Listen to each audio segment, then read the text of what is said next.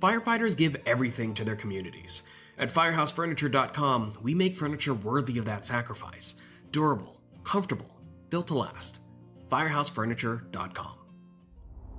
The fire service needs you, the revolutionaries, to move us forward. We need your passion. We need your street cred. We need your knowledge.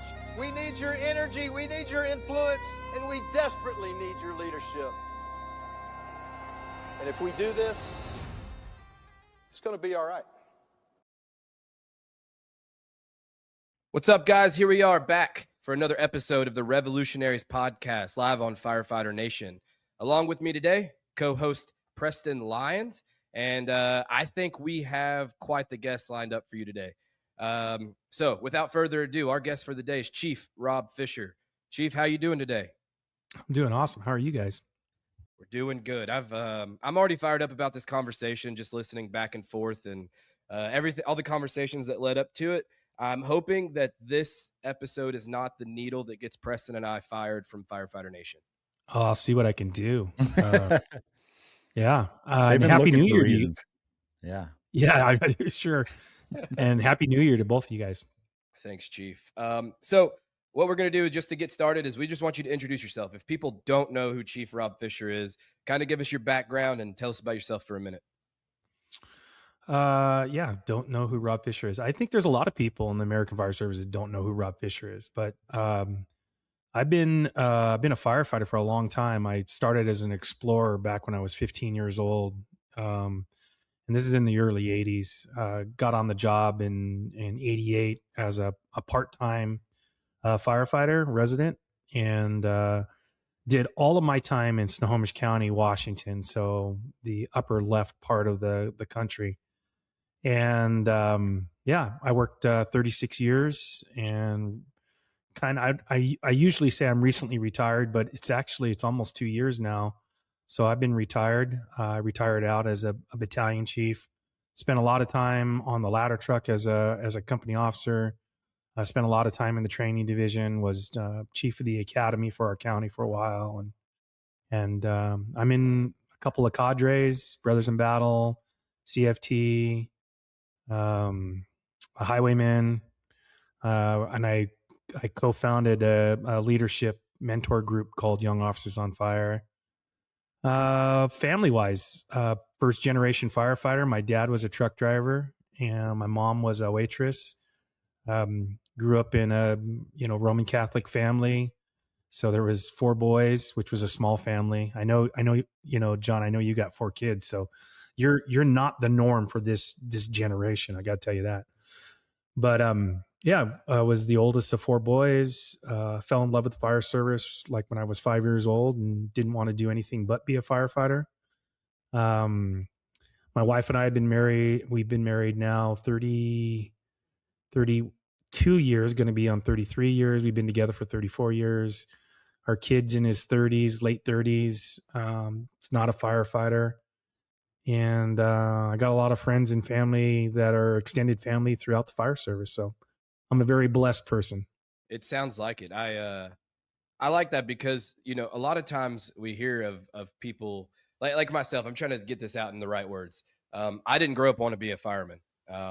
I didn't really find this out, I guess, until I was, 20, 24, 25 years old when it really set in me. I even had went to fire academy and then let my certification go and had to go back and get it before I actually got a job. And so to hear someone that, it's always interesting to hear the guys that started off from a kid working their way up to wanting to be a fireman then and actually follow through with it. Yeah. I mean, I obviously I was growing up in the 70s.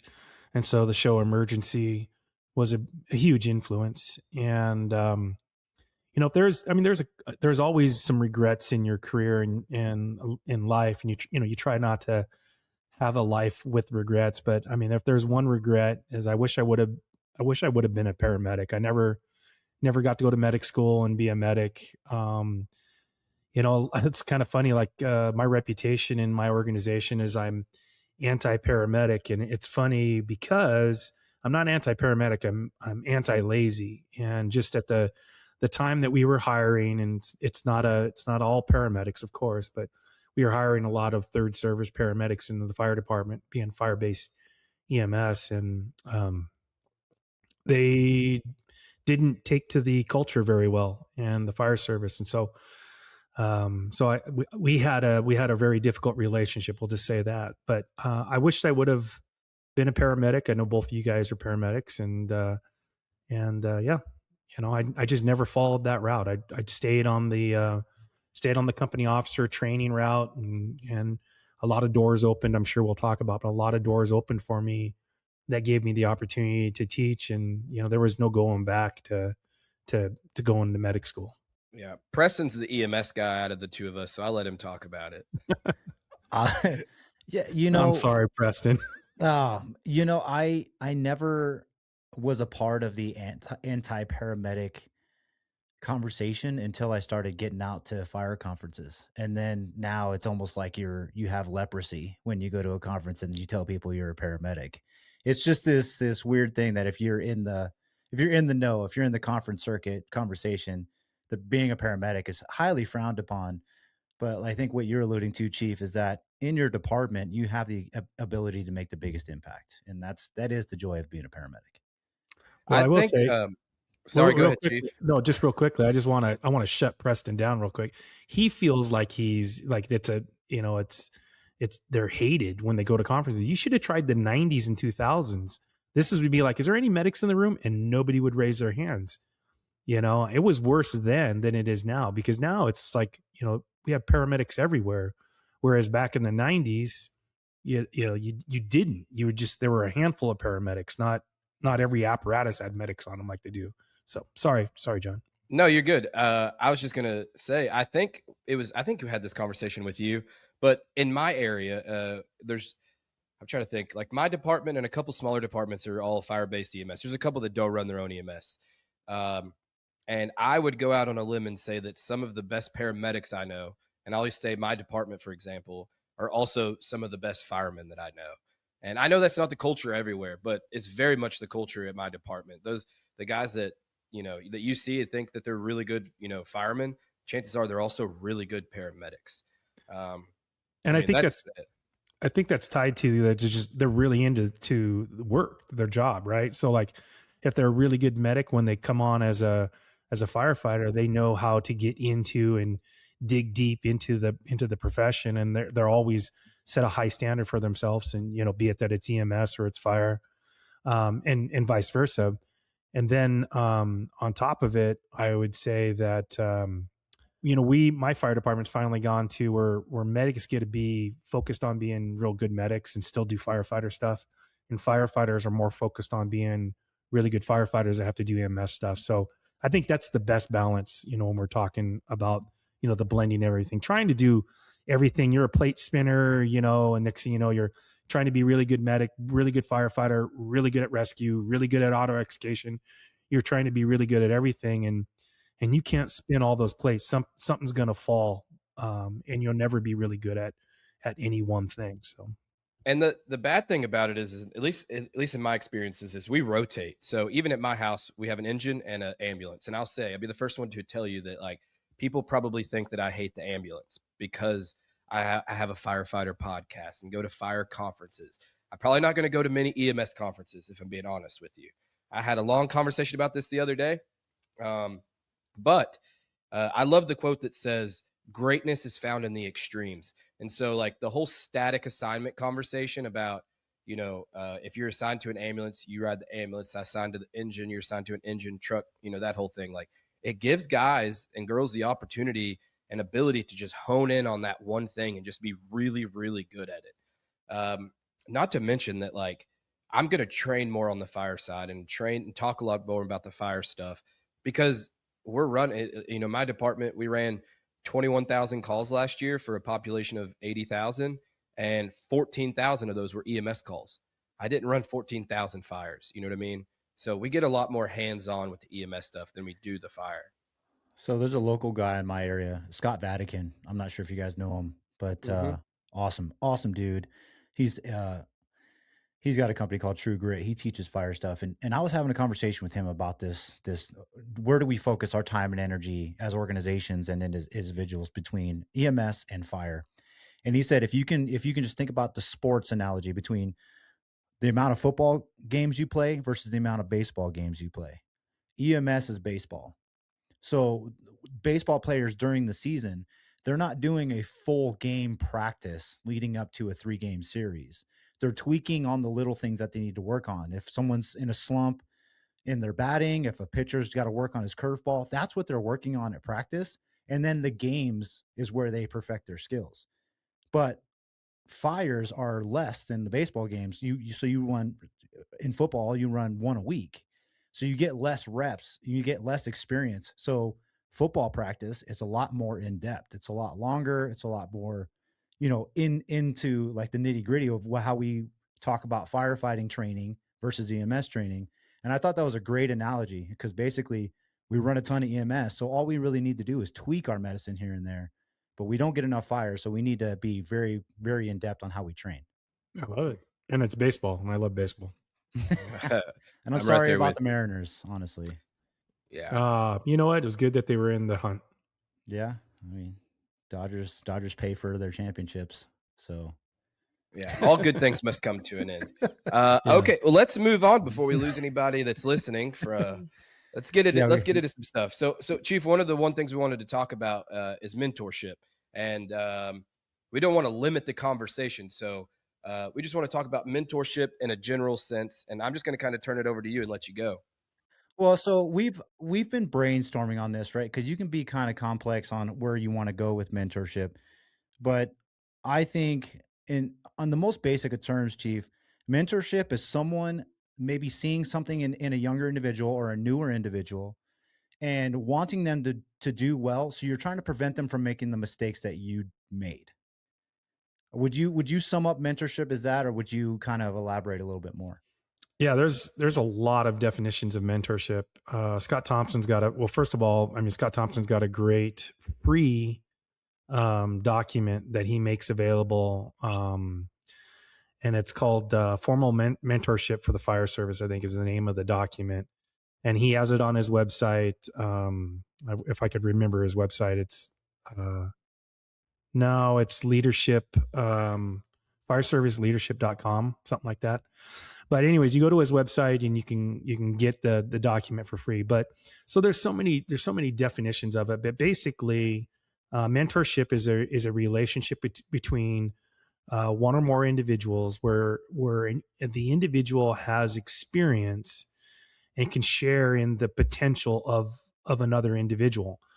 And I mean, really, it's the basis of mentoring, and we've had it in the American Fire Service for a long time. And I was watching your guys's previous show, and one of the things that you guys discussed in the previous show was, I think John, you had written an article and made a post about the senior man or senior woman in the firehouse is dead, and so you guys were talking a little bit about that. And that is a true problem. And that's why we're starting to see more emphasis on mentorship, is that when you think, I think like if I were to go back 60 years, I'm trying to do the math. So I was in almost 40, but if I were to go back 60 years, back into the 60s and the 50s, the fire service, mentorship was everything, because the fire service was much smaller. We didn't do EMS. It was more focused on things. So our organizations outside of LAFD and Houston and, Chicago and New York, but what fire services were out there were very small.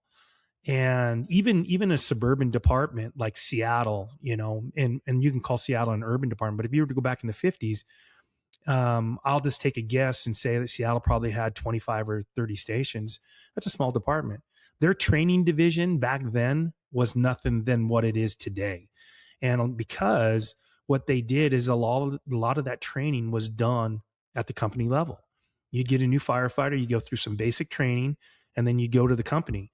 And like continuing education and, in-service training and all the stuff that we're very blessed to have today in the fire service, that didn't necessarily happen back in those days. And so training division's impact was much smaller. All the impact was done by mentoring, done by senior men, because they were all men back in those days. It was done by senior men. So the culture of the fire service, these are my opinions. The culture of the fire service 50, 60 years ago was way, way different, way more dependent on mentoring and helping out. Cause that's how you made a good company. You had a shit hot company, and you got a new guy coming in. It's like, if you wanted to keep that reputation and be good at what you're going to do it through mentoring.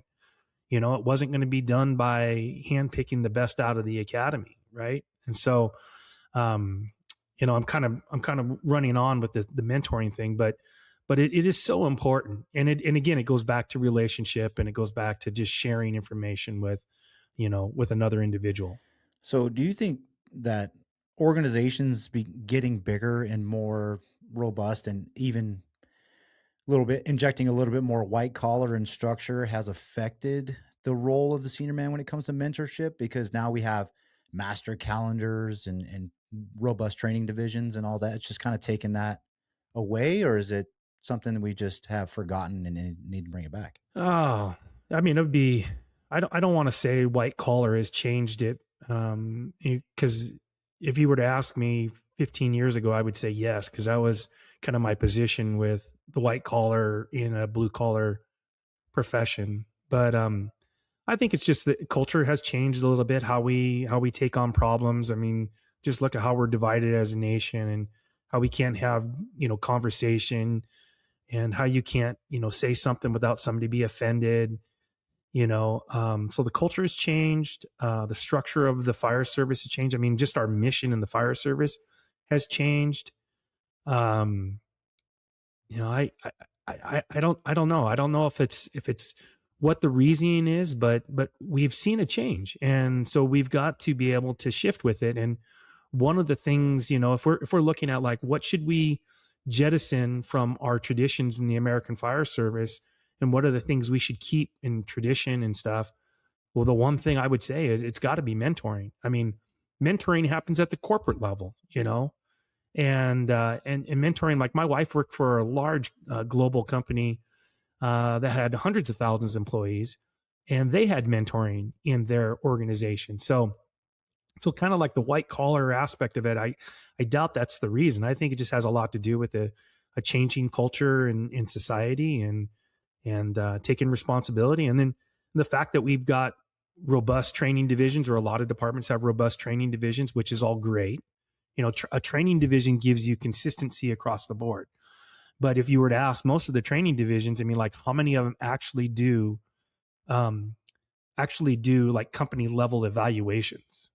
Very rarely, because they're so focused on probies. They're so focused on making sure that we got, information that's going out, so that, consistency and everything. So, I think that the training divisions, firefighters are like, well, they don't need me to be mentoring that much, because we have a training division that does that. We have a training division that does developing firefighters, and just like one point, I remember Chief Thompson always says it in all of his classes, is like, we spend more time, speccing apparatus, more effort on speccing apparatus than we do in developing our people.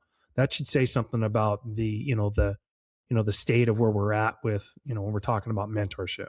Yeah, I've always looked at it as like to go along with like the training division, is like they give like broad strokes, right? They're giving these larger concepts, but it's still up to the company level to teach some more of like the let's just say like finesse side of the job.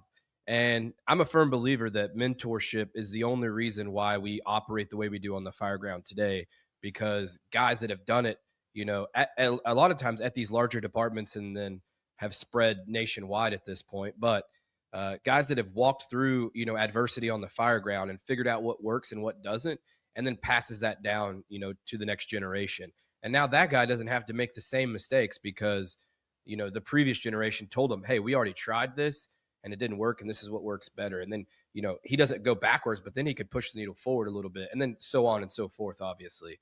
So, anytime we get a new guy, it's always focused on like, I know they just got out of, orientation. It's like, let's make sure they're squared away on what they need to do. And then I can feed them into a little bit of the more, niche side of the job. Yeah, I mean, you got to look at like mentorship is cultural. It's heavy in culture, and it's like, what are our mannerisms? How do we behave? All of those things. And well, I'm talking like at the firehouse level, and it could be for an entire organization. It could be for a region too. But I mean, just like going to the firehouse is like mentoring has a heavy cultural aspect.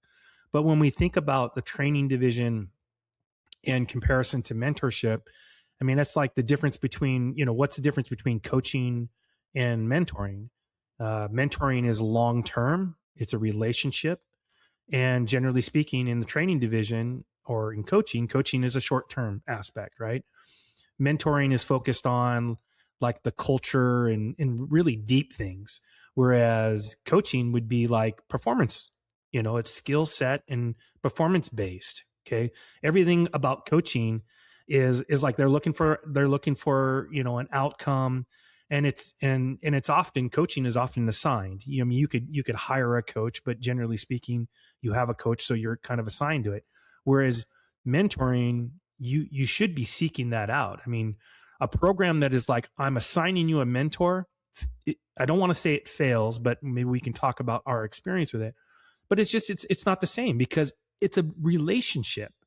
And to say you're going to have a relationship with this person, it doesn't always work out the best, and that it's got to be more focused on the mentee looking for a mentor. So like, I know, like Preston has said to me before, man, you're one of my mentors. And I really do appreciate it. It makes me feel good. But I didn't go to Preston and say, I'm going to fill you with my knowledge. Preston reached out to me and wanted to make a connection, and just through our relationship, then he starts going, man, I've got a mentor, and that's what mentoring is. Whereas our training division is more like coaching. Yeah. So when you talk about mentorship, would you still consider that more formal or informal? Just like the natural, because I feel like we don't have a formal mentorship at my department, but I have mentors that have formed naturally, that started off more informal. Like I was just picking these guys' brains, just like you were talking about with Preston. And so that kind of brings the question is like formal mentorship versus informal mentorship, and which side do we kind of tip to on that? I would say informal mentorship is more successful than formal mentorship. So, utilizing the experience from when my wife was working with Phillips, and then one of my best friends no longer works for Starbucks, but worked for Starbucks. Both of those organizations, large corporations, had mentoring programs, and it was formal. It was like, here's the process you got to go through, almost like a task book. I mean, think of it like in the fire service is like having a Proby book or a task book to get checked off on something. And they work for specific things that you need to get completed, versus the informal. That's more of the coffee table. That's more like, coming to the conferences, back of the bay, and it's all based on what I think informal is more based on the mentee seeking out knowledge, so that that puts that mentee in a position where they desire more information. They want to be better, so versus, hey, here's your book, go get checked off, or, you got to go and meet with these people, these mentors who are being assigned to you, which is more of the formal process. Now, I will say, here's an example. Back in, I think it was 2010, myself and another individual, we created a mentoring program within our fire department. I didn't want it to go through the training division. I didn't want the union to be involved, because we wanted to have all control over how we were going to do this. And the reason why we were doing it, we had hired in 2008 a class of 18. For my department, that was like about a quarter of our department was hired by one Proby group. And what we saw from Probies in previous years is that soon as our focus is done with them after about a year, nobody gives a shit about them. They are no longer a priority. And we start to see them fall off, and we start to see their engagement fall off. So what I was thinking, and I had spent some time in the training division, I'm like, how do we re-engage these individuals that go through this high intensity program and then they just forgotten, right? So we did this, and one of the mistakes that we made in doing is we selected their mentors for who they were. So we had 4 or 5 individuals in the program. We selected mentors. Well, we were selecting the relationship, and so that's when we first started to realize that relationships is key, and that the formal aspect of it is different than the informal. So the relationships that I had as an informal mentor with others was way better than maybe the relationship that I had with the one that got assigned to me as a mentor or as a mentee. So that was lesson 1. And then we ran that program for well over a year. We did some stuff at the Starbucks with my buddy that worked there. And so it was a really, really cool program. And out of that program, the department, the training division, recognized the need for mentorship. And so what they did is they created, when we have an individual come out of the academy as a recruit to be a probie, they're given a mentor. So now this is a formal mentor program. But what was really cool about it, what's made it very successful, is that to be a mentor, you had to have gone through the academy and you had to be like just out of probation. So it was more like the relationship, or I should say, it was more like in the formal aspect of like, we want you to be successful as a probationary firefighter. And I have the skill set to help you with that. The cool part of it is, while it was formal and it was assigned, the probie classes would always, when a new recruits got hired, the probie class would meet with them and they would have this passing of the culture, which is really cool. None of us senior members were a part of that. It was from the youngest levels that just got done with probation to the newest members coming into the organization. And it still occurs to today. And so it was creating a relationship. And then these individuals ended up becoming their formal mentors. And so now we got to see how formal and informal work together. And again, I will say, that informal is the best way, in my opinion, because formal has a different, formal has a results based, and informal is more like, let's go on a journey together, and who knows where it's going to go. Yeah, I have the same experiences with the informal side of stuff. Like some of my informal mentors have become some of my best friends over the last few years. But something you said kind of got me thinking, like, okay, your department has a formal mentorship program.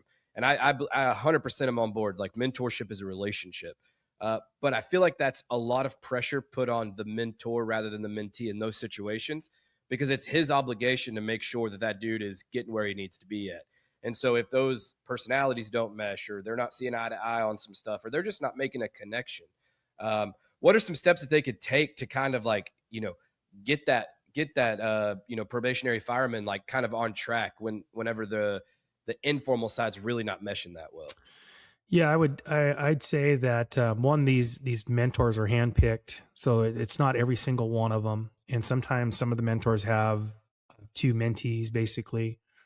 So it's high performing individuals that typically get along really well with just about anybody. So, and I will say that the program has had times where there's been a hiccup where they've had that, and then all the training division would do is just make a shift, move the mentee to another mentor that maybe is best suited.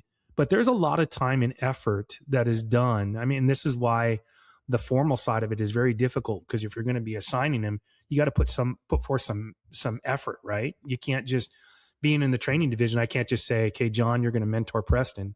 I've got to like, who is Preston? What are the things that he values? John, what's John value? And trying to connect those so that the 2 individuals do connect. So we've had some of those stumbling blocks, and they've dealt with them.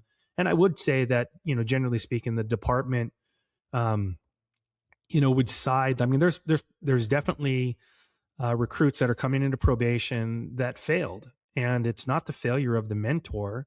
It's just, we know that that's going to happen because of the standards that are set, and the mentor does the best that they can to keep them on track. But it's pretty obvious that if they're, if they got some shortcomings on skills and everything, we're not trying to give them a mentor to, to teach them how to throw a 28-foot ladder by themselves.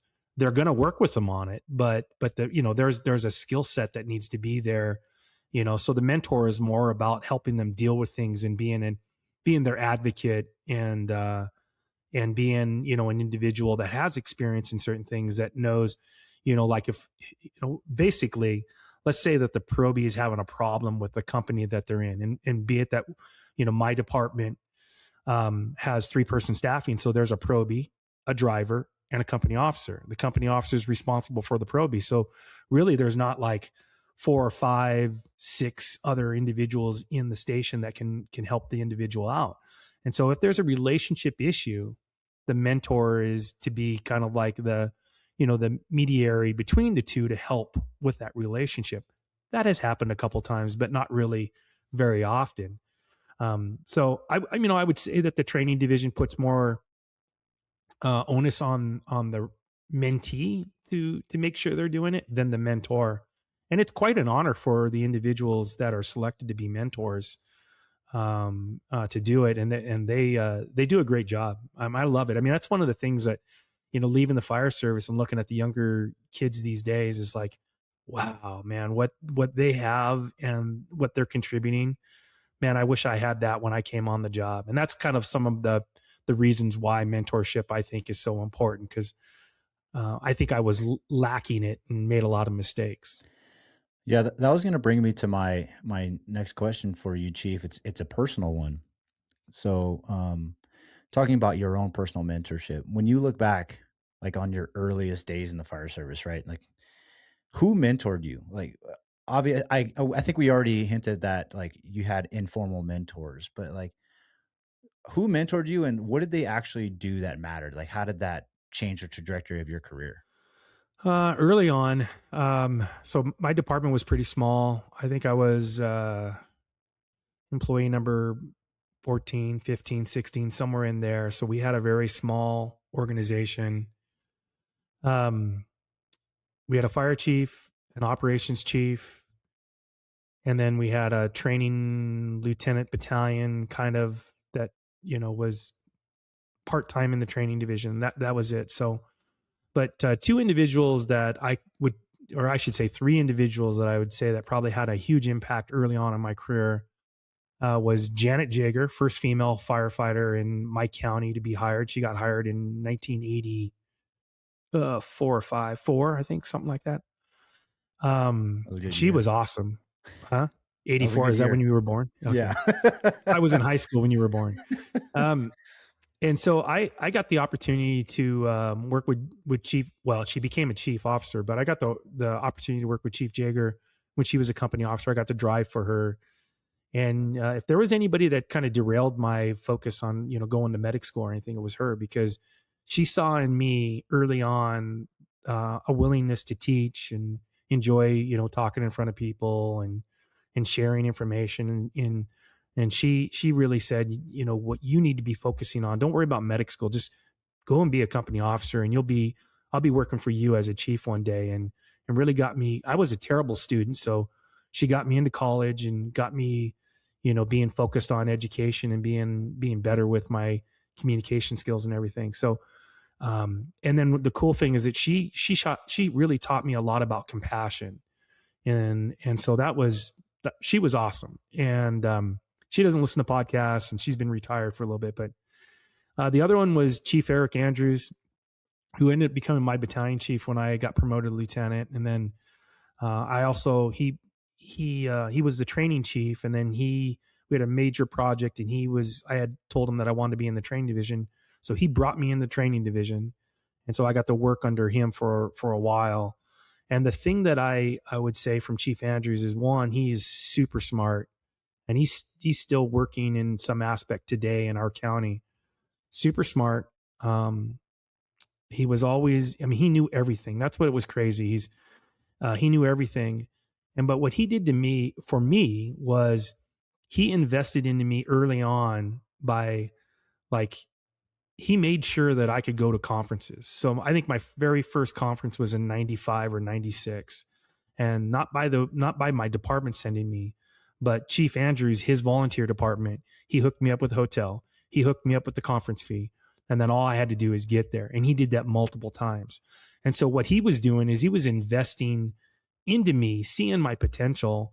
And like, he knew that if he could just get me in the right spot, that, I'd have the opportunities down the road, which is exactly what ended up happening. And then the last one would be Brian Zelmer. He was a paramedic in our organization and left our organization for the city of Everett, where Jay Bonifield works.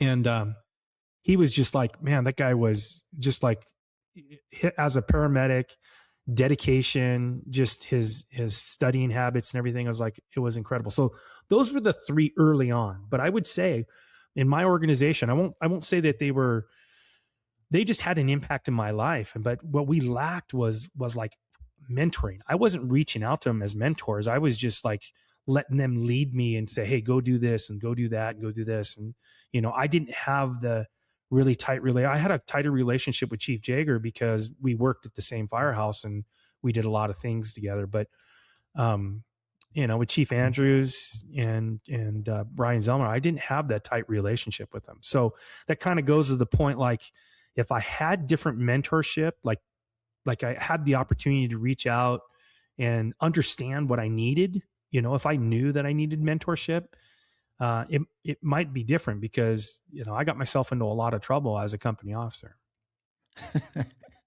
Well, and we touched on it already a few times about the what mentorship is, it's relationships, but then you also said what it isn't. It isn't the guy that's out there showing you how to throw a ladder, right? That's more of the coaching side of things. You related mentorship to like guiding a person to deal with, to handle the culture, to see the culture in the firehouse, in the organization. And I think that's important because culture is like 1,000 unwritten rules in each firehouse. It's different in every firehouse, but that's where mentorship comes in. It's like, hey, new guy, let me show you how we do things around here. Let me show you how to be successful here. And I am someone that has benefited from those. And I think also for me, they came later on in my career, but I've also, I've had that, I've been trying to pass that on to other individuals that have come after me. Yeah. I mean, you obviously can be a mentor in teaching them how to throw a ground ladder. I mean, that's just one aspect, but that's just teaching them a skill. But to be a mentor, you don't have to be a subject matter expert in any one field, right? You have to, you're basically sharing. So let's use ground ladders as an example. You're sharing the experiences that you had and how you were challenged, be it that it's physical capabilities. I mean, I'm a shorter guy. I mean, I worked on a ladder truck.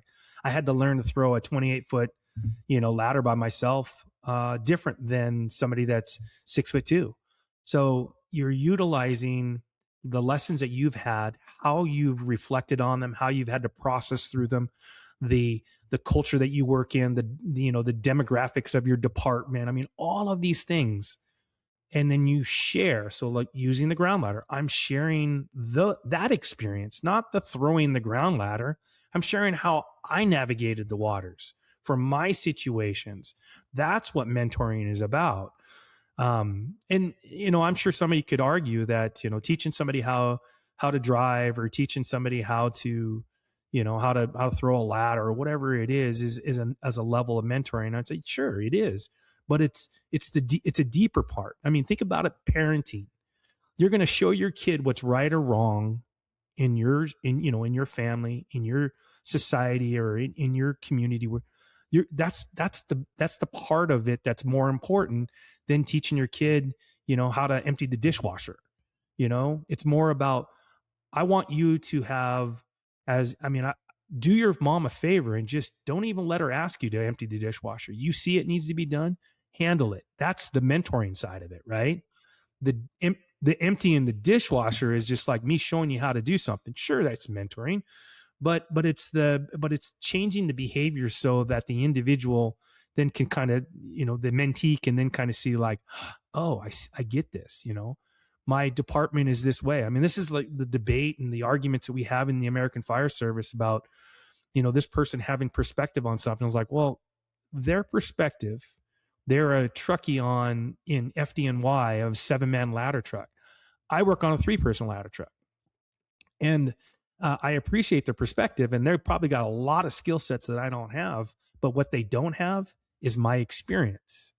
And that's what would set, somebody that's like wanting to teach truck operations and they work for a small department. And like, guess what? You can absolutely teach it because you have an experience that's different than Mike Champo and, some of these other bigwigs that are out there teaching from the perspective of the FDNY or LAFD or whatever. I think one of the things that I was listening to you, Chief, talking about this, and it just reminded me because you're right. I think the skills acquisition part of it is just a very small portion of mentorship. But where a lot of people, get it wrong with mentorship is they're just like slamming stuff down people's throat and can almost be a little abrasive, right? And I go back to the quote that like no one knows how much no one cares how much you know until they know how much you care, right? And that's such a big part of mentorship is first establishing that relationship and letting those guys know like how much you actually care about their success, like at that fire department. Yeah, it goes back to General Mattis and his 3 C's of leadership. It's competency, caring, and conviction. And using caring and conviction is like, as a mentor, you got to stand for something. You got to have a belief. Okay. And it's not a religious thing, excuse me, necessarily, but it's believing in something. Where is the line in the sand for you? What do you value? And then the other part of it is caring for the people that you're working with, be it that they're your subordinates, they're your peers, and then they're, you're the follower and they're your supervisors. When you have those two things, that I think is like, that's like 90% of being a mentor. And then competency is, I'd say that in regards to mentorship, competency has the point of like, it's not just having all the knowledge, it's having the networking, the connections to know like, hey, this is outside of my lane. Okay. So if a firefighter were to come to me and looking for information and was like, man, I'd really like to have, some experience in working on tenement style buildings and roof operations in tenement. I'm like, I'm not your guy, but I do know the right people that can connect you. So the competency aspect of it is, yeah, if I have that skill set, that's awesome. But if I don't, what's even better is I can redirect, I should say, and get them to the right person. So you're right. I mean, caring is so much of a part of it. So circling back a little bit, I'll tell you, Chief, like it wasn't me, but a couple of the more senior guys in my fire department a couple of years ago, they started a mentorship program. Kind of cool. I just want to highlight their creativity. So they called it Pin Down Leadership.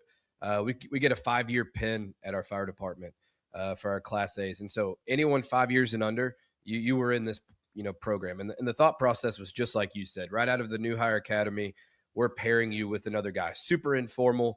Like you said, the union, the department, no one knew about it. We hosted get-togethers at guys' houses, and the whole concept was like, yes, we care about your success on the job, but hey, we also care about you off the job as well. We want to be with you through relationship struggles and kids' birthday parties and stuff like that. And a lot of that was to show the guys that we cared about them.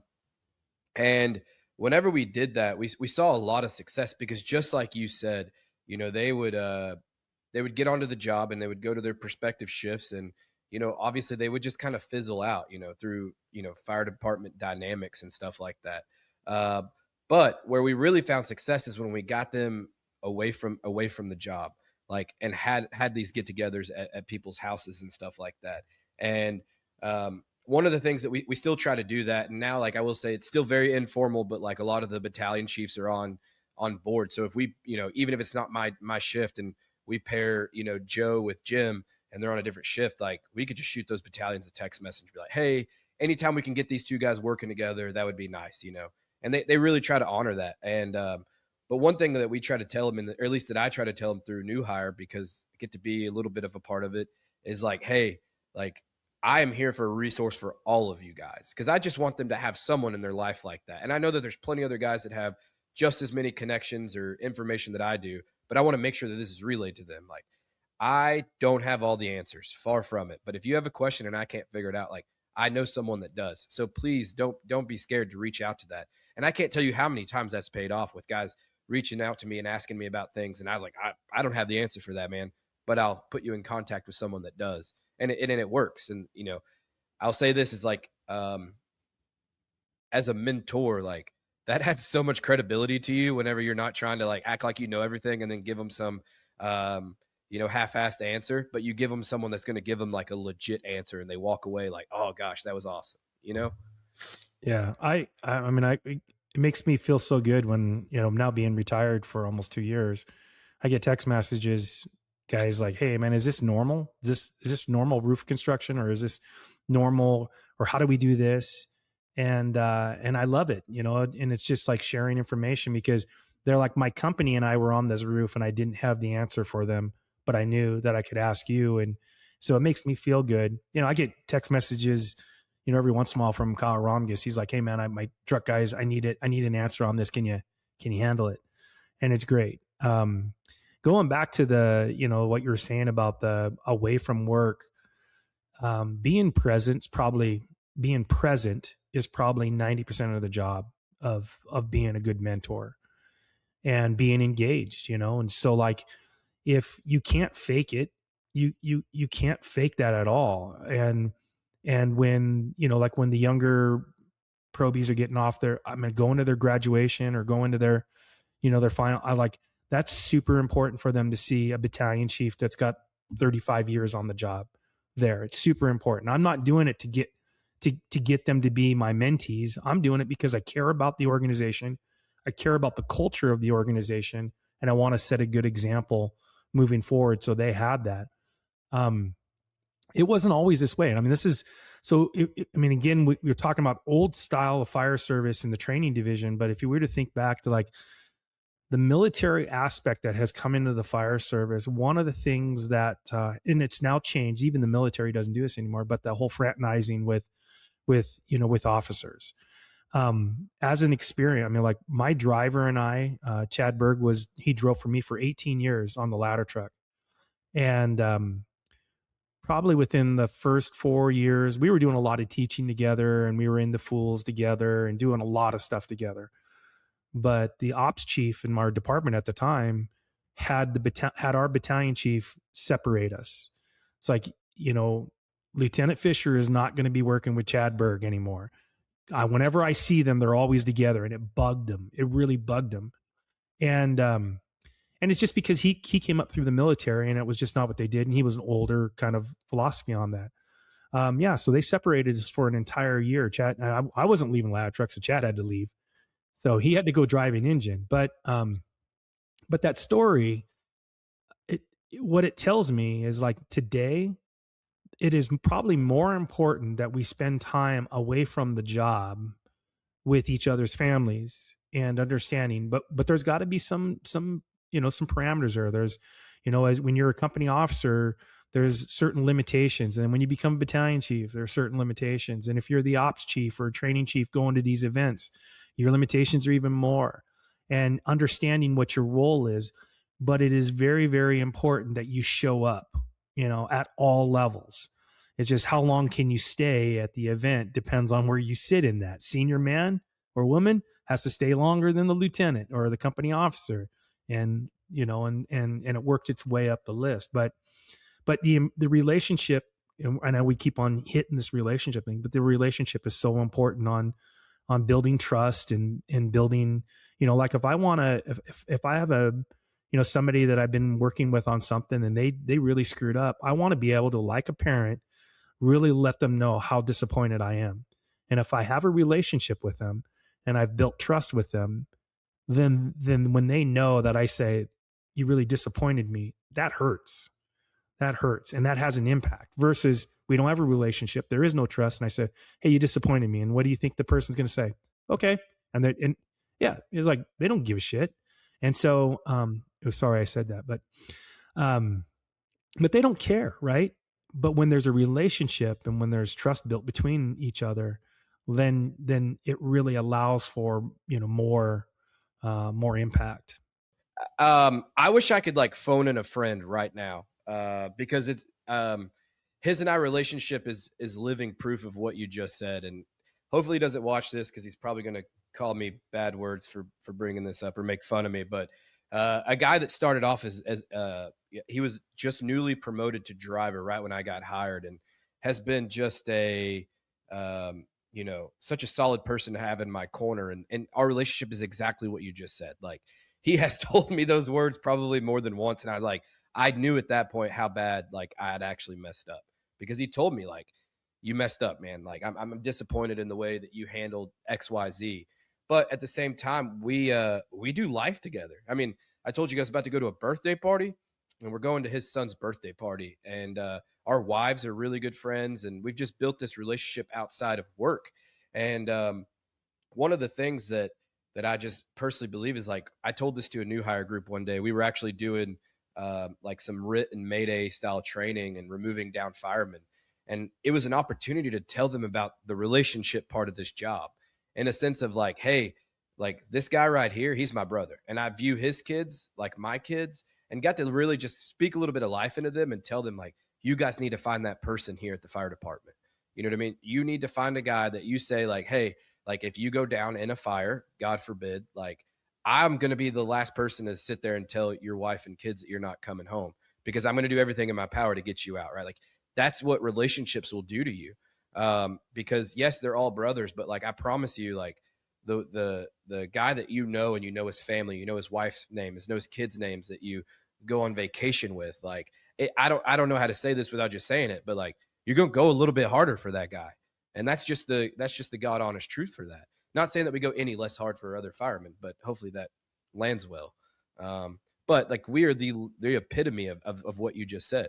Yeah, and I know Preston wanted to talk a little bit about the two-way street, but this kind of hits on that. Like, mentoring is, it's accountability on both ends, right? So like, I can express my disappointment if one of my mentees didn't act a certain way or whatever, but the same thing has to be held true to me. So like, if I'm not acting a certain way, or I behave in certain, is like, they need to hold me accountable, and I have to accept that. It's kind of the responsibility of being a mentor, is if you didn't do that, then you're just like, I'm just powerful and I'm giving you information, and I have more power than you, more authority than you. And that's not mentorship. But when we both are sharing the responsibility, and we're both sharing accountability against each other, that is like in the purest form, in my opinion, because that's relationship, and it's going right back to relationships and everything else. And, I'll use Preston, because we talk about working, sharing information with one another, and, always trying to lift each other up. He lifts me up just as much as I hopefully am helping him out in certain ways and doing things. And so that's like, while the relationship is mentor mentee, those can flip flop back and forth, because if we were to change the topic to something else that Preston does that I don't do, then our title, if you want to call it that, flips. Now I'm the mentee and Preston's the mentor. And again, through a relationship, that's why that allows that to be able to happen. I think that's a great point. Talking about the two-way street, and then, I mean, I think we've hit the nail on the head several times about the relationship of things. But I recently had a conversation with somebody, because one of my mentors has famously gone off the handle, right? Like, he's really convinced a lot of people to not follow him, or support him in his time of need. And for me, him being my mentor, at the same time, in return, I'm like, I am not going to turn my back on that individual right now, because they changed my career. I probably wouldn't be in the fire service if it wasn't for this person. So even though they are struggling, it's not a time for me to just jump ship and be like, yeah, I don't support that guy anymore because he said this one thing one time. I just I think that is a very powerful um, thing you gain in mentorship and that two-way street. And I think you would probably agree that if you were struggling and I came to you, and that role would be reversed, and I would hope that you would listen to something I would say if I noticed something, but also my delivery to you would be completely different because you're my mentor, right? Versus like we've already talked about someone coming off the street telling you like, "Hey man, you're screwing up." It's like, "Okay, thanks." But I think that relationship is huge. Well, it's like a marriage, to death do us part. And I know that a lot of marriages don't make it and they get divorces, but you really, when you're committed to somebody and committed to a relationship, and we'll just use it in the sense of mentee and mentor, is like when somebody has a difficult moment, you know, this is when you really need to be lifted by this individual and helped. And sometimes it comes to a point where you can't. There's nothing you can do, but you don't just try once. You got to keep on trying, right? You got to keep on trying to change the behavior, whatever the issue is, to help them out. Because the reason why they're probably going to change is not because you said, "Hey, that's wrong." They're, "Oh, shit, I didn't know that." No, what the reason why they're going to probably change is because you dedicated your time and effort and you were persistent, and you through your showing that you care and your persistence, they finally like, whoa, you know. And if it wasn't for that, it probably wouldn't change. Well, Chief, let me ask you something else. It's kind of along those same lines because John hinted at it already, though. And I think this is something we struggle with, the idea of formal mentorship. You mentioned that when you guys had formal mentorship, you handpicked the mentors, which is great. But I think one of the struggles is, we have people that they're well-intentioned mentors, but they actually end up guiding a newer firefighter the wrong way because they inject a lot of their own subjective opinions into something. I mean, have you seen that before? Is that a dangerous path that we're experiencing in the fire service? Oh man, that's a great question. um I'm trying to think. I would say that, as I'm trying to think about if the situation has presented itself, I think sometimes, depending on what your intention. So like, my intention, and through my career from the time, like, really I got on the job, was I wanted to share my knowledge or my experiences, and that's a form of mentoring, right? And so the intent was to share and make others better. But I will say, there's probably, well, I guarantee you, there's individuals out there today that they want to just say, "I'm a mentor," so that it looks good on a resume, or they can talk about it in an aspect of, I'm the next level of leadership, and this is what chief officers do. They don't have the same type of education that firefighters do and company officers do, but we do mentoring. Then the intention, if the intention's wrong, then absolutely, I think there could be trouble, and then we could kind of misdirect the mentee. But I think that a mentor, as long as you're a good person, you care about people, and you're engaged, you got to be engaged.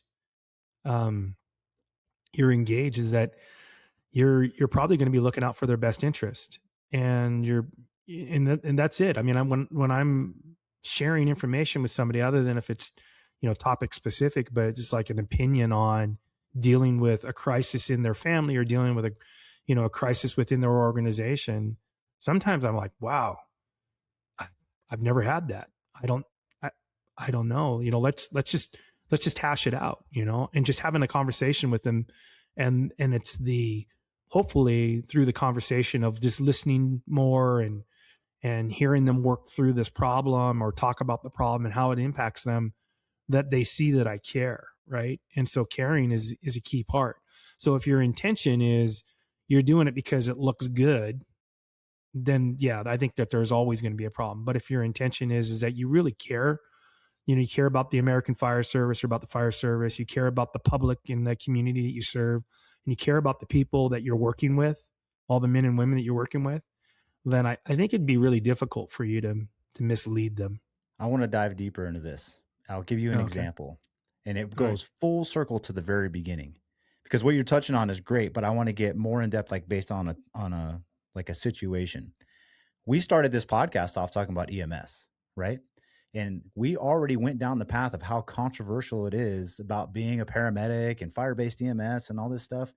I have seen well-intentioned mentors take new individuals and say, do not go to paramedic school. Being a paramedic will be the worst thing ever. You won't sleep. You'll be stuck on the bus.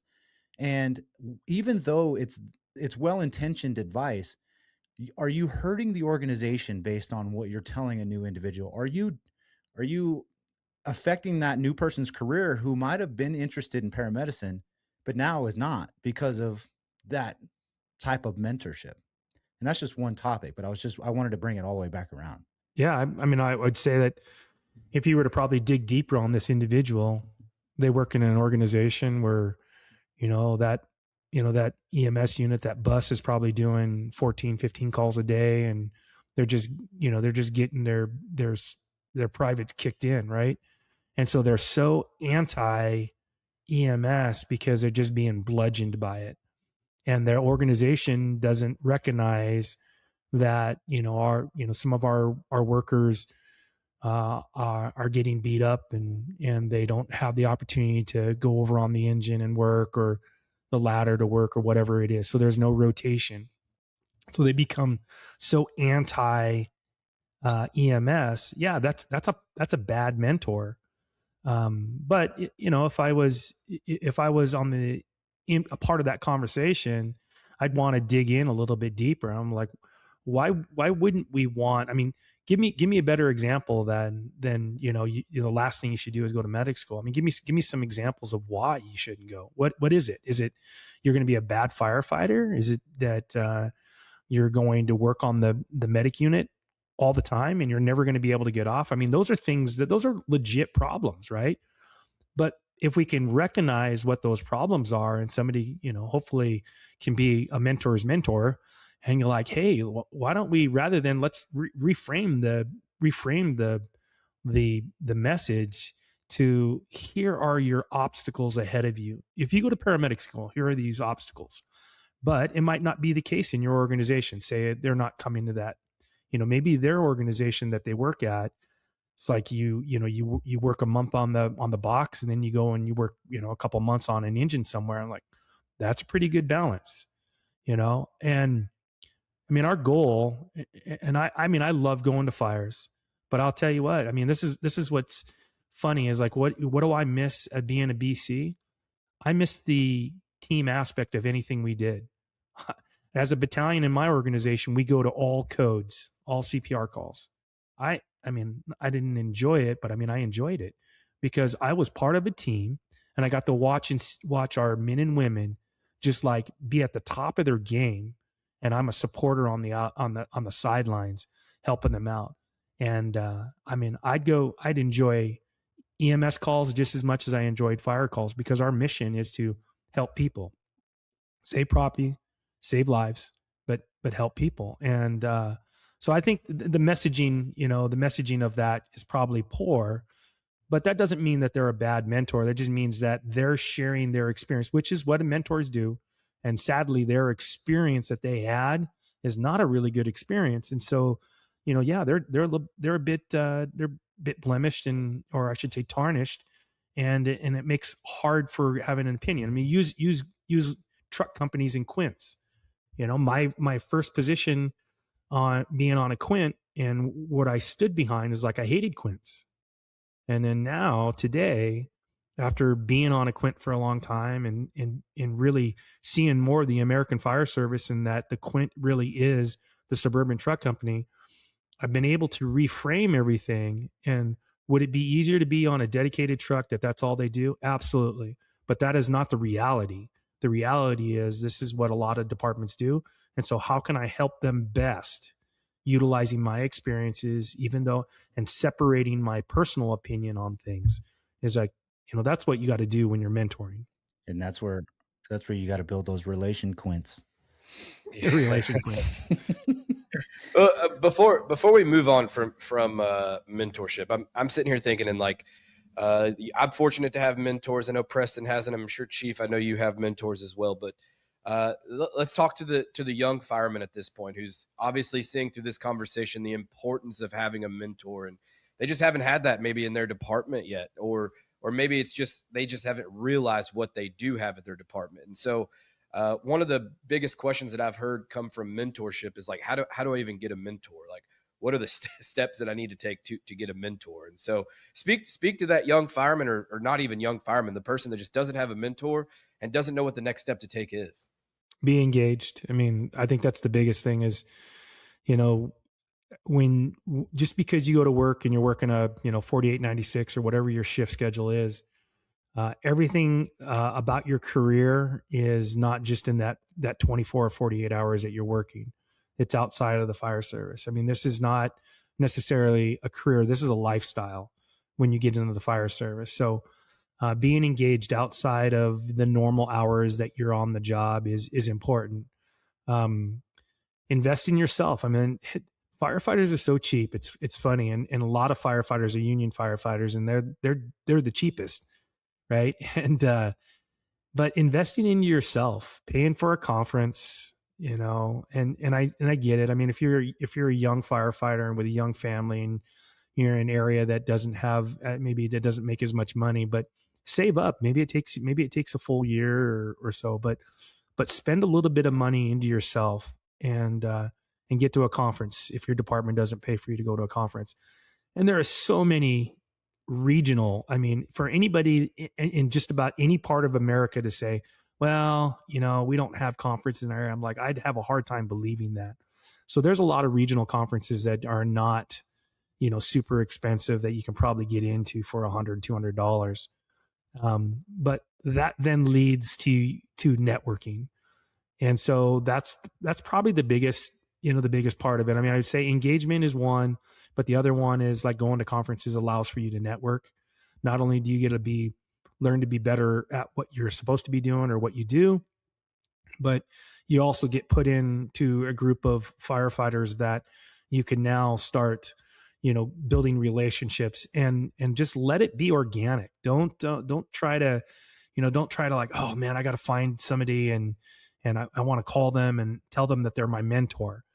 Just let things be organic and create the relationships and keep in touch with individuals, and you'll know that it's a mentorship type or relationship when they then call you sometimes, right? And so you're the mentee, and next thing you know, you get a phone call from the mentor, and that's the relationship. So, I mean, that would be the easiest things is just, networking and getting out and being able to do that, listening to podcasts and watching YouTube webinars, or I don't know if call this a webinar, but watching stuff like this and being able to see who are individuals in the American Fire Service that, and how their organization or how their lifestyle with the, how they do their career, does it match up? And then, a lot of the guys and gals that you're having on these shows, like, they're at these conferences.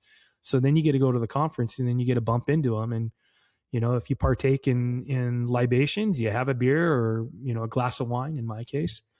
But you have a beverage and you just start talking. And I think that's what leads to it. There doesn't need to be anything formal. Yeah. I know, like, one of the biggest hurdles for me as a brand new fireman to get over, and Chief, I don't even know if you remember this, because this was like 3 years ago. I went to Mile High. I think this was right after Preston, your baby, was born, actually.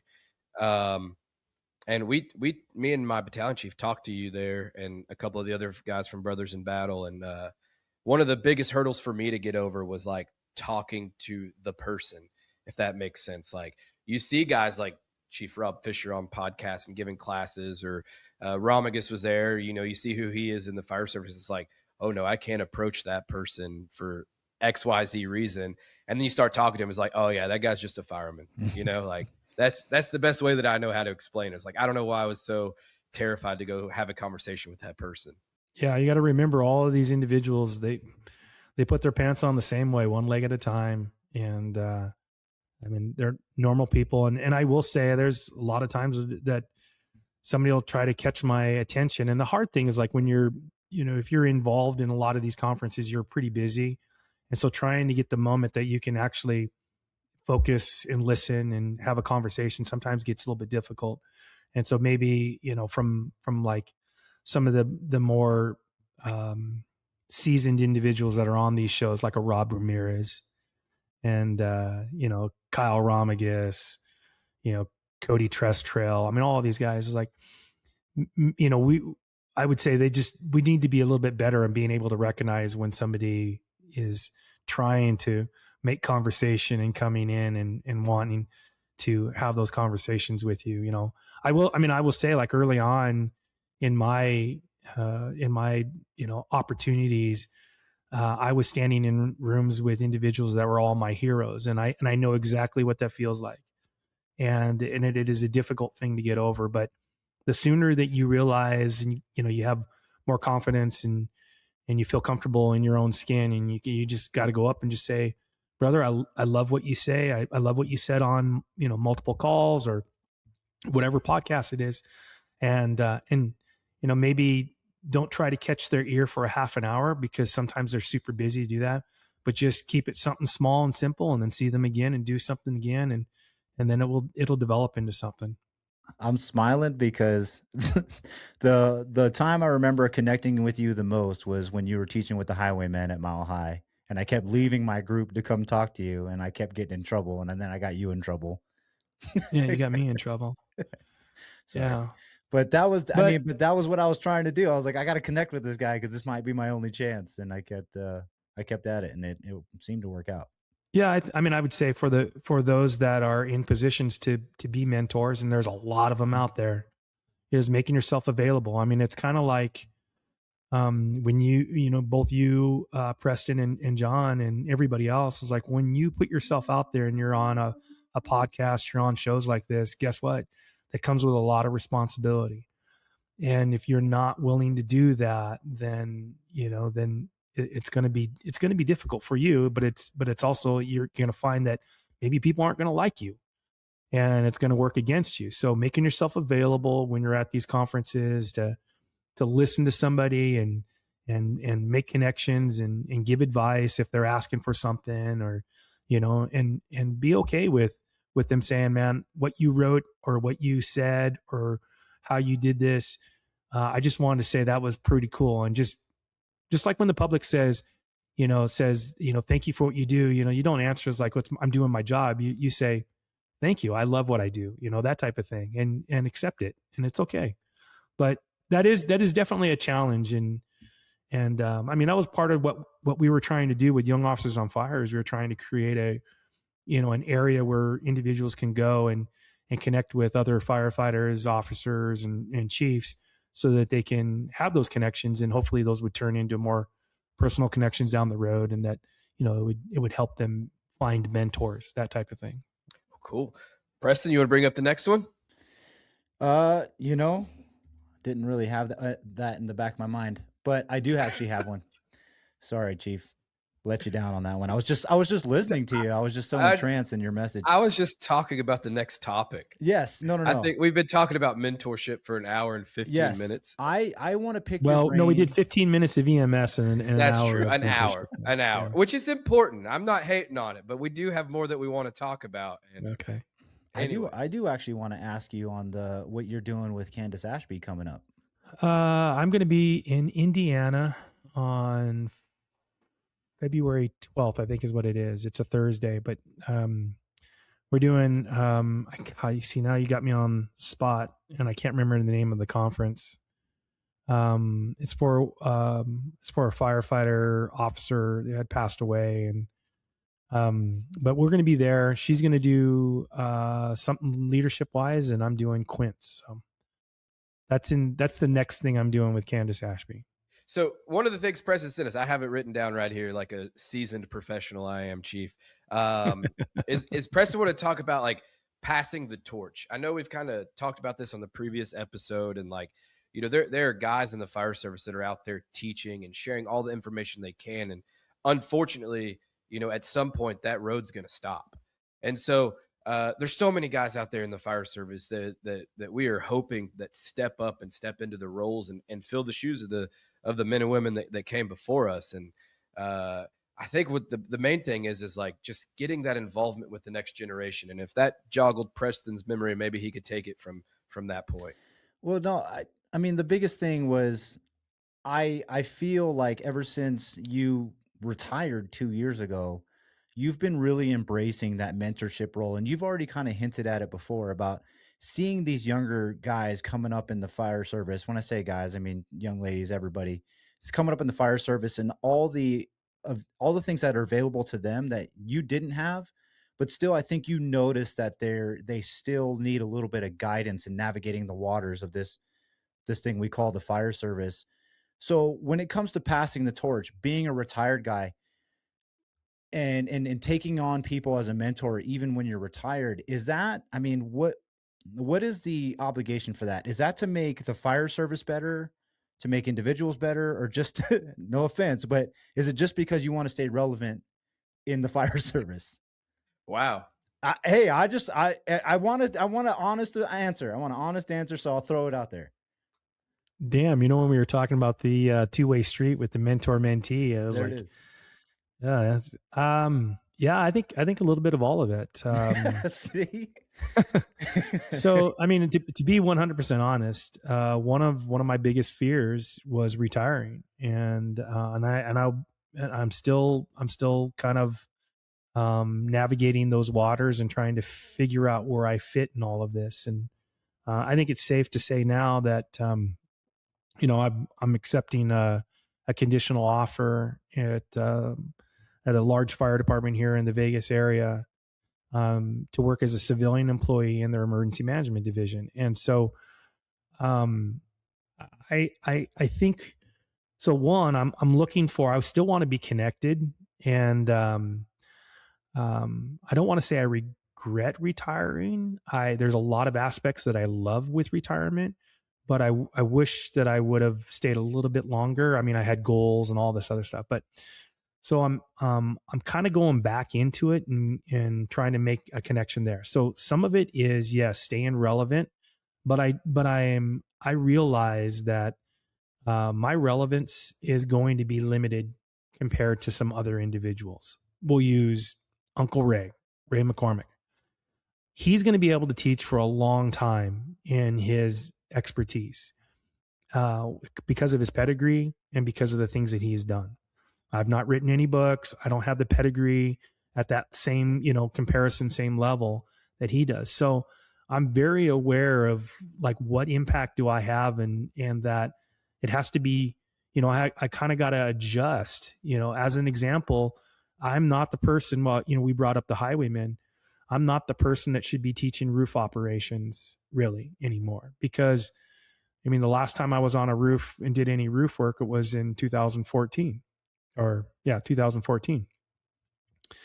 And so it's been a while. And where I'm best suited, maybe my relevance is doing more stuff like this and mentoring and guiding and being more like focusing more on leadership.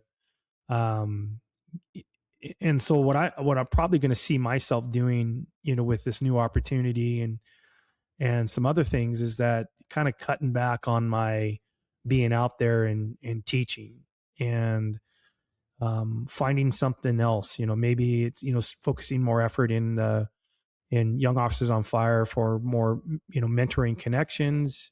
Not that I'm looking for mentees, but I mean, just trying to keep that going, because I'm not doing this for my ego. I do it because I absolutely love it. I love the American Fire Service, and I want to make sure that, the cliche saying is like, that I left it better than when I left than when I entered. And I can truly say that the American Fire Service is better, or at least my region is way better than it was when I entered. And that wasn't just because of me, but it was because of a ton of people. But, and I'm just like that. It's really weird. It's that Progressive commercial where the guy is like, nope, you don't need to tell them that. They can do that on their own. I'm that individual. It's like I have this, be at the airport and somebody's like, do you like, you could see that they're lost or something. I'm like, oh, TSA pre-check is actually over there, and you're going to need to have your driver's license. I'm like that individual. So it's like programmed into me. And so like for fire service firefighters is like connecting with them and wanting to, make them as successful as they possibly can. And maybe it's the X generation, how we ruined you millennials by trying to be the coddlers and preventing you from getting into trouble like the trouble that we got into. But I do kind of feel like it's part of my, my DNA to try to help wherever I can. So I don't know if I'm answering your question, Preston, but I'm trying to steer away from the whole ego thing. And Rob, you're just doing this because you want to stroke your ego. Is that how you were trying to rephrase that question? No, honestly, I was trying to get like an all-encompassing response.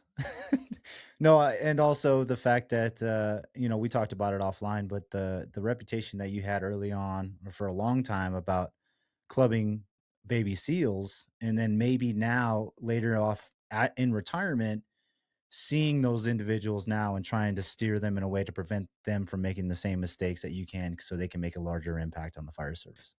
Yeah, absolutely. I mean, that's why I'm so committed to doing stuff like this and continue to do it. I'm sorry I didn't answer your question the way that you were hoping that I was going to, but you're absolutely right. I mean, in lacking the proper guidance as a young officer, I think I got promoted when I was 27 as a company officer, lacking the proper guidance, mentorship. How I viewed leading was wrong.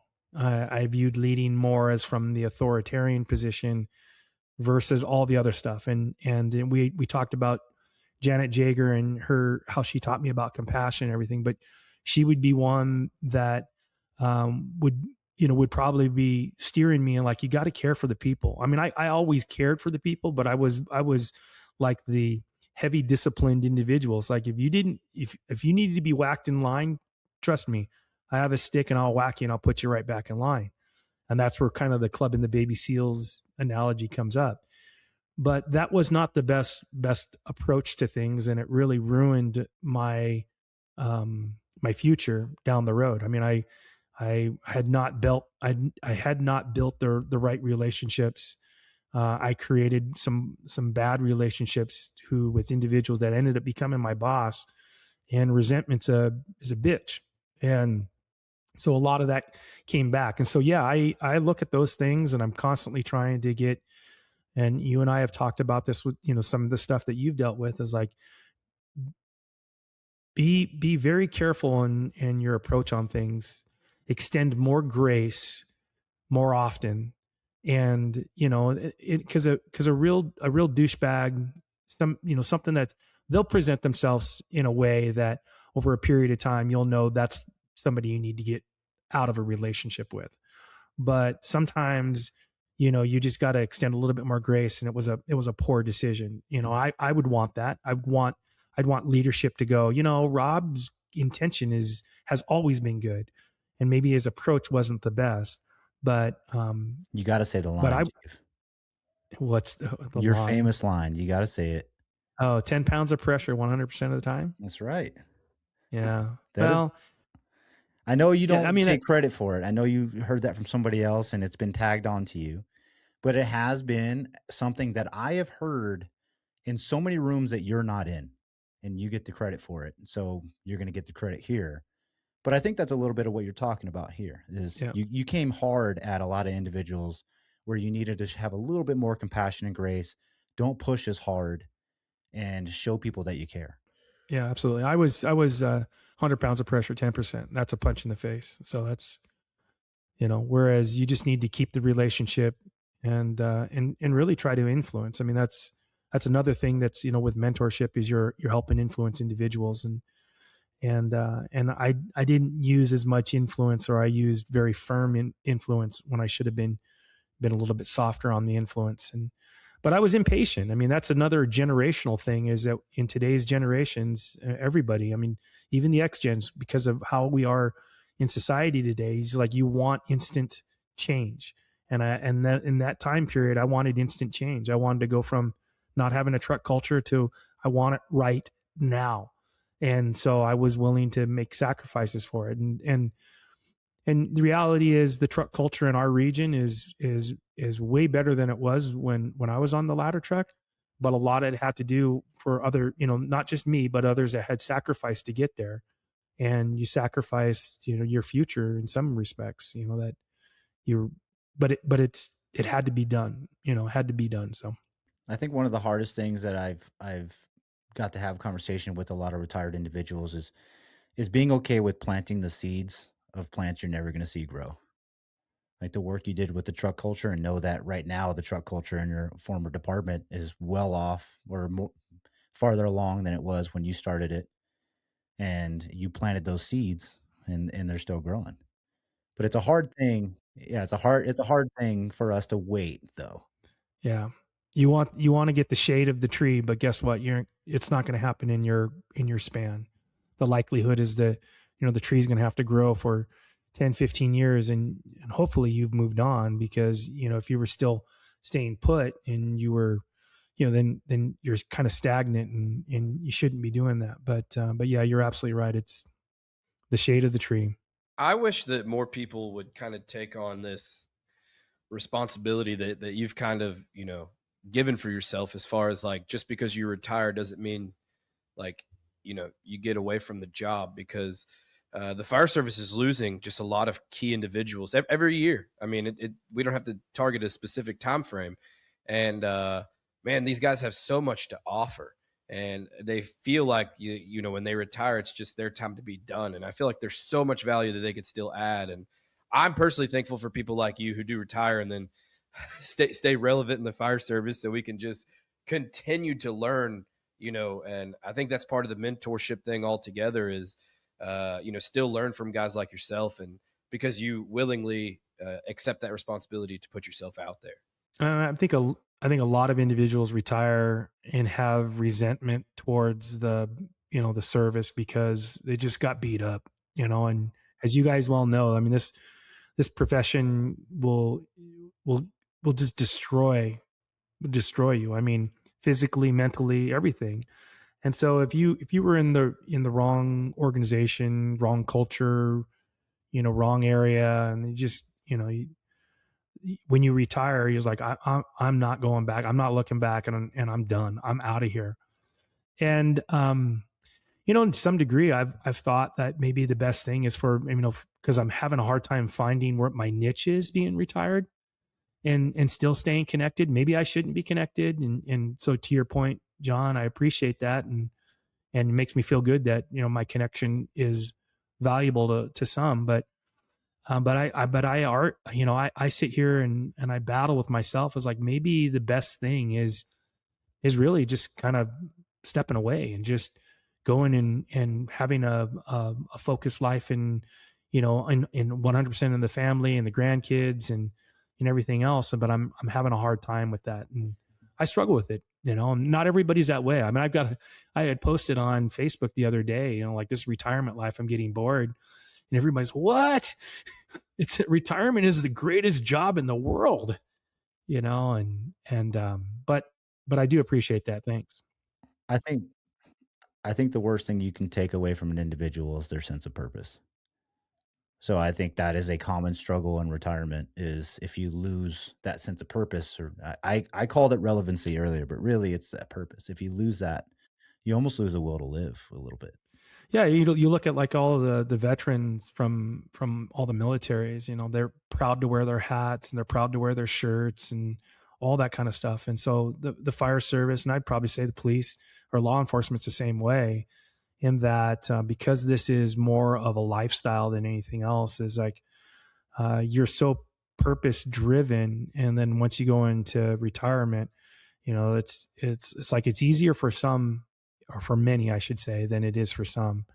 And losing that, because your identity is connected to it, and I'm not looking at like I need to keep my identity there, but I enjoy the brother and sisterhood. I enjoy, contributing where I can. I enjoy even just sitting and listening, and I enjoy all that. And I'm just trying to figure out like, where is that for me, and how does that work in retirement? So I couldn't imagine though, because when I was off with the most recent baby, I was it's the longest I've ever been off work.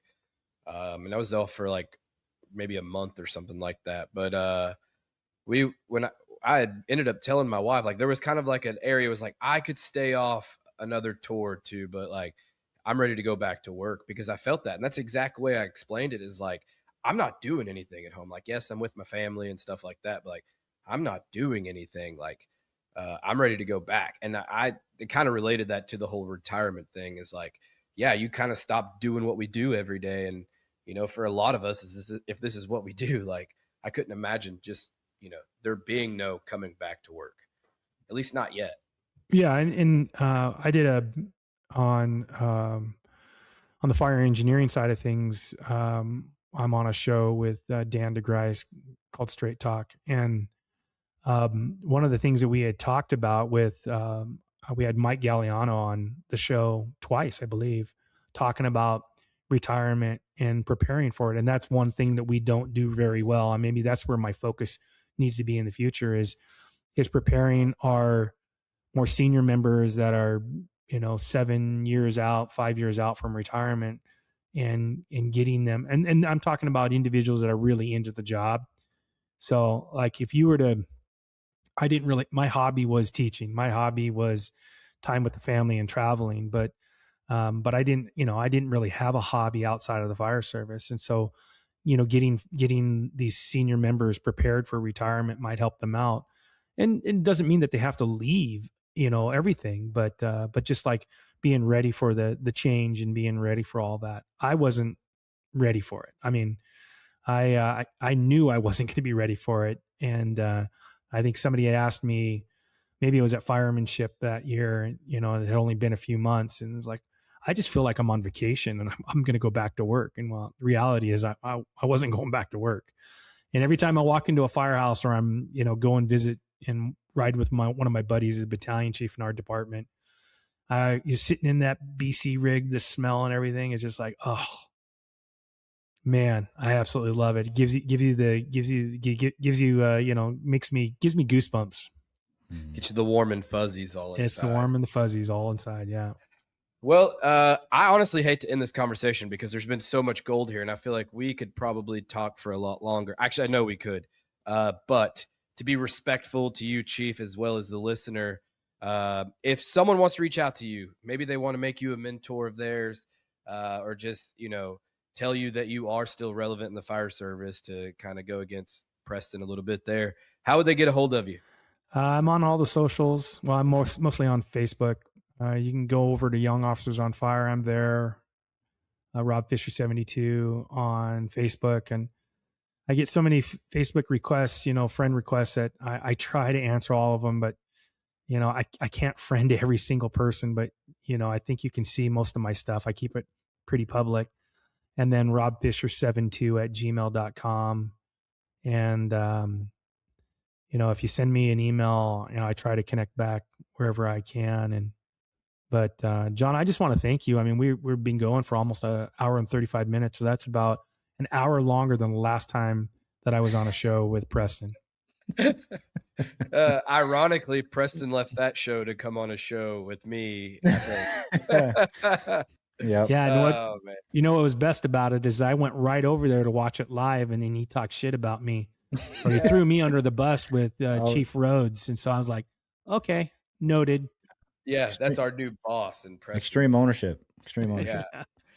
No, Chief, I'm excited. Obviously, with traveling and your new role, I know your travel plans are going to be a little light this next coming year, but sounds like we're going to be in the same place a couple different times, and I'm excited to see you and hang out again. And I know I don't want to speak for Preston, but I could say that I've thoroughly enjoyed your friendship and mentorship, and I'm sure there's a lot more people than just us two knuckleheads that feel that way.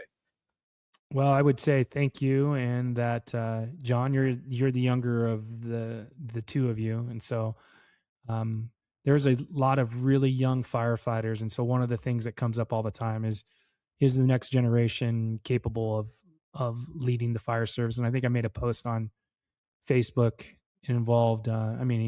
he's not super young, but Chief Brush and some of these other younger, and the impact and the changes that they're making in the American Fire Service. And I'm not at all worried of the American Fire Service not having the right generations coming in, and I'm more worried about the generations that are currently here and their willingness to mentor or their willingness to connect and help these individuals out. And so I appreciate everything that you do, Preston. I know you're closer to age than to me, and Yeah, that's why I'm wearing glasses on the show.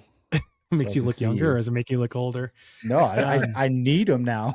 Oh, but same thing for you, Preston, man. You and I have been friends for a long time, and we share personal stuff and family stuff and professional stuff. And so I love seeing what you guys are both doing and what you're doing too, Preston. And so I appreciate being on the show, and I look forward to meeting up with you guys, somewhere, one of the conferences. If not, come to Vegas and come see me. Yeah. Sounds like a plan. I gotta bring Lily over to your pool and hang out. Perfect. All right, guys. Well, hey, we're going to wrap things up here. Thank you for listening to the Revolutionaries podcast here on Firefighter Nation. If you want to hear any more content that Firefighter Nation puts out, make sure you follow them and like them on all the socials, Facebook, Instagram, and go give them a subscribe on the YouTube channel. But until then, our call to action, as always, is to get involved locally at your own fire department, as well as nationally in some of these larger organizations, and be the firefighter and the leader that the fire service needs you to be. Until next time,